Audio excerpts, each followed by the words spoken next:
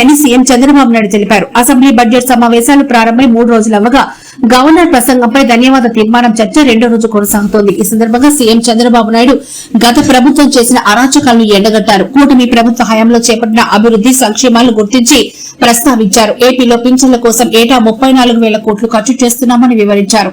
ప్రపంచంలోని అతిపెద్ద డీబీటీ కార్యక్రమం పింఛన్లు పంపిణీని చెప్పారు. వెంటిలేటర్లపై ఉన్న రాష్ట అభివృద్దికి సహాయం అందించిన కేంద్రానికి అభినందనలు తెలిపారు.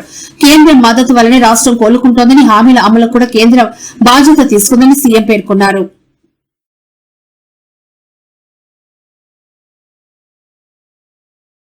ప్రతిపక్ష నాయకుడు రోడ్డు మీద పోతున్నా అంటే ఆ రోజు ఏం జరుగుతుందని భయపడే పరిస్థితికి వస్తున్నా. ఇది మంచి పద్ధతి కాదు.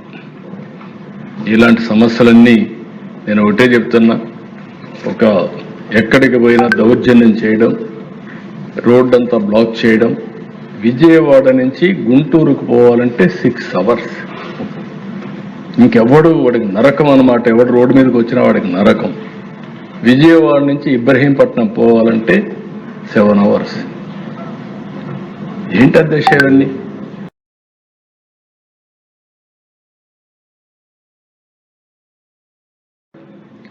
ఈ 20 నెలల్లో నేను 4వసారి ముఖ్యమంత్రి.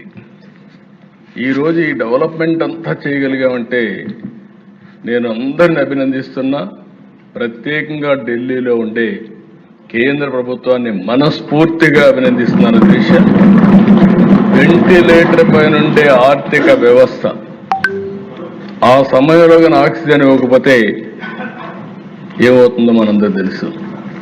అలాంటి సమయంలో పూర్తిగా ఆదుకున్నటువంటి గవర్నమెంట్ కేంద్ర ప్రభుత్వం అధ్యక్ష.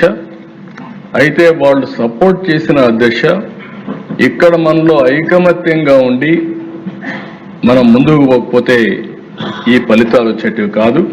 అటు సపోర్ట్ తీసుకుని మనం అందరం కూడా ఒకే మాట మీద ముక్త కంఠంతో 20 నెలలుగా 3 పార్టీలైనప్పటికీ ఎక్కడా భేదాభిప్రాయాలు లేకుండా సమైక్యంగా ఒక పర్పస్ కోసం పనిచేశాం. కాబట్టి నేను ఊహించిన దానికంటే ఎక్కువ అభివృద్ధి అయ్యే పరిస్థితి వచ్చింది. ఈరోజు మీరు చూసిన ప్రదేశ సంక్షేమం మీద ఎన్నో సినిమాలు తీశారు. ఇక్కడే బాలకృష్ణ గారు సినిమాలు తీశారు, లేకుంటే చిరంజీవి గారు తీశారు, పవన్ కళ్యాణ్ గారు